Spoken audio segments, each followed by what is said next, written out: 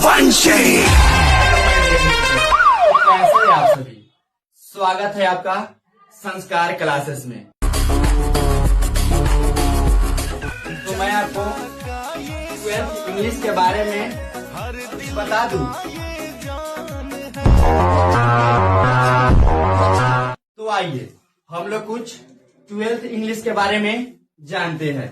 तो यहाँ पे सबसे पहले दिया हुआ है, चैप्टर का नाम है ए पिंच ऑफ स्नॉब। क्या नाम है? तो ए पिंच ऑफ स्नॉब, जिसका नाम है स्नॉब मतलब सोनी होता है या नशा होता है।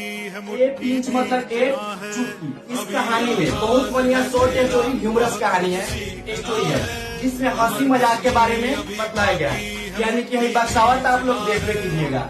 बक्सावत कथी कहता है? खैनी का है। अब इस खैनी में इसके राइटर है मनोहर मालगावन।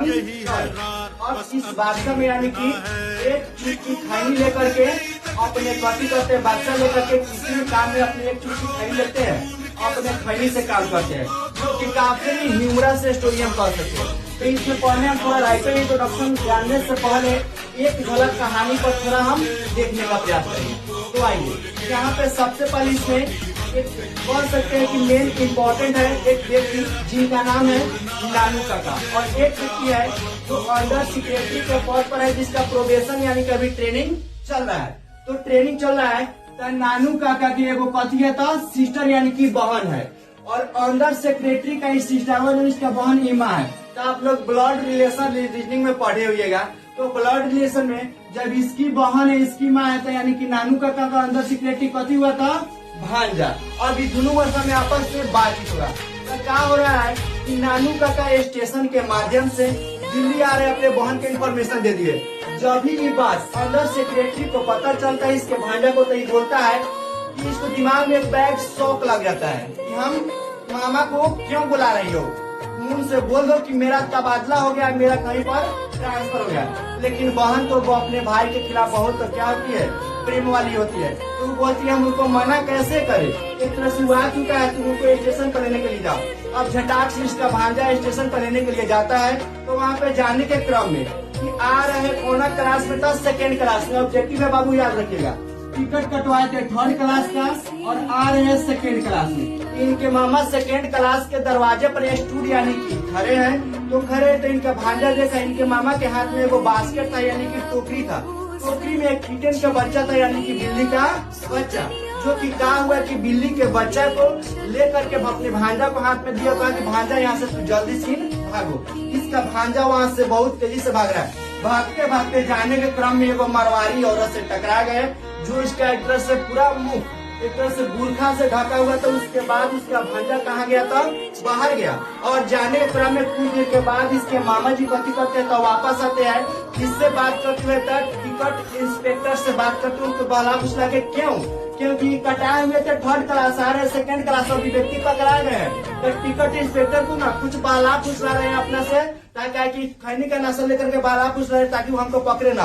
अभी दोनों के अपने घर के लिए निकलते हैं। निकलने के क्रम में बोलते हैं कि हम आए हैं यहाँ पे कई दिन के लिए, 2 या 3 डेज के लिए हमरा के दुकान करो, हमारे कुछ स्वाम मिनिस्टर से मिलना है, कुछ मंत्रियों से मिलना है, उससे क्या करो तो भेंट करवा दो। तो ये बोलते हैं कि अभी तो हमारा प्रोबेशनर चल रहा है, अभी तो हमारा ट्रेनिंग चल रहा है, अभी हम क्या करें? तो क्या करें? तो ये बोलते हैं कि अभी अगर मिनिस्टर से मिलना होगा तो गॉड से 2 स्टेप ऊपर रखा गया, और सेक्रेटरी को गॉड से 1 स्टेप ऊपर रखा गया। यानी कि भगवान से ऊपर मिनिस्टर का दर्जा है और सेक्रेटरी का दर्जा है, यानी कि उनसे मिलना असंभव है।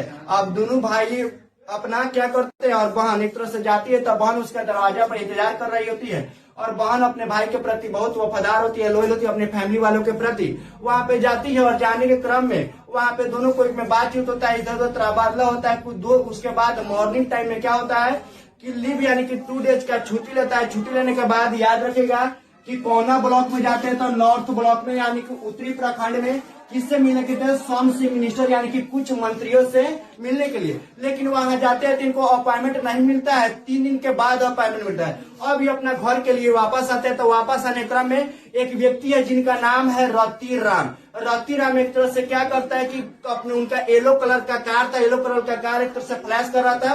फ्लैश करते हुए कार एक तरह से जाए उसके बगल से गुजरा तो वो बोले कि कितना एक तरह से बेहुदा आदमी कौन है। तो इसका भांजा बोल रहा है कि ये ना सोहनलाल रतिराम का बेटा है, जो कि दिल्ली का ना बॉस है। दिल्ली का क्या है तो बॉस है। अब इनके दिमाग में है कि हम उनके पास चलते हमारा काम हो जाएगा। तो घर आए और घर आने के क्रम में इनका भांजा को बोले कि तुम्हें वो क्या करो, जोधपुर का कोट और ऑरेंज टर्बन क्या करो, पहनो। ऑरेंज टर्बन पहन करके हमको क्या बन करके, तो जमींदार बन करके चलते हैं। अब जमींदार बन करके उनके यहाँ जाते हैं और जाने के क्रम में इनको फुल व्हाइट रूम एक तरह से बैठाया जाता है। बैठाने के क्रम में कुछ भी असर एक तरह से प्रभाव न पड़ता है कि हमारा काम हो जाएगा। तब उसके बाद वहां से एक तरह से वेलफेयर मिनिस्टर यानी कि कल्याण मंत्री का नाम लेते हैं। और कल्याण मंत्री का नाम लेने के बाद एक बैग इनको शौक लगता है, झटका लगता है। क्यों? क्योंकि सोहनलाल रतिराम अपने बेटा का एक तरह से शादी उनसे जोड़ना चाहते थे, लेकिन उसके बेटा का शादी एक तरह से हजरत बरकत अली से, लेकिन वो क्या किए कि इनकी बेटा के शादी को ठुकराने का काम किए, ठुकरा दिए।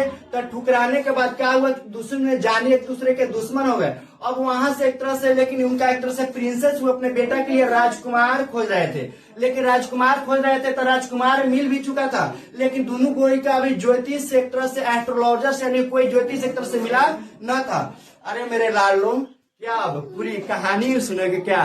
आओ पूरी कहानी तुमको सुना देते। आधा हम लोग सुन चुके हैं, कुछ और बाकी है। तो चलिए, अब माइंड यहाँ पे उठ चुका है हमारे लाडलो। सुनिए, बहुत गजब का कहानी है। एस्ट्रोलॉजर्स बन करके जा रहे हैं, यानी कि ज्योतिष बन करके जा रहे हैं। कहाँ तक? वेलफेयर मिनिस्टर यानी कि कल्याण मंत्री के पास। अब वहां पे जब जा रहे हैं तो जाने के क्रम में अब चाह रहे हैं कि बीच में वो धोबी तो जानबे करते हुए, धोबी के काम करते हुए कपड़ा धोने काम होता है।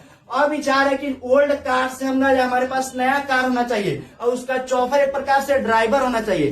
तो वो ड्राइवर एक तरह से खोजते हैं, ओल्ड कार ना खोज के न्यू कार खोजते हैं। तो धोबी के बोलते हैं कि हम जाएंगे ना सिक्का ऑटो डीलर्स के पास, तो तुम वहां पे आना और आ करके कुछ ऐसा दिखाना ताकि लगे कि हम कोई बहुत धनिक आदमी है और हमको कथी करे तो अपना कार दे दे। कौन? सिक्का ऑटो डीलर्स। तो वहां पे अपना कार कथी करता है, दे देता है। देने के बाद दोनों को क्या करते हैं, वेलफेयर मिनिस्टर के पास जाते हैं। वहां पे अपना क्या करते हैं कि कुछ लिखते हैं और लिख करके विजिटर्स बुक पर लिख करके और देते हैं। देने के बाद वहां से वापस आते हैं और ऐसा दिखाते हैं कि हम बहुत बार का एस्ट्रोलॉजर्स बन के गए हैं, यानी कि बहुत बार का हम ज्योतिष है। और उसके बाद डायरेक्ट वेलफेयर मिनिस्टर यानी कि कल्याण मंत्री वहां से डायरेक्ट इनके यहाँ घर आते हैं। जब तक ले एक तरह से चाय खत्म भी ना हुआ था तब तक ले घर आते हैं और आ करके इनसे क्या करते हैं, ट्रायंगल कार में यानी कि त्रिभुजाकार व्हाइट कार में आते हैं और आ करके इनसे क्या करते हैं, भेंट होते हैं। और इनका जो काम से दिल्ली हमारे नानू का जी आए थे, उनका काम यहाँ हो गया।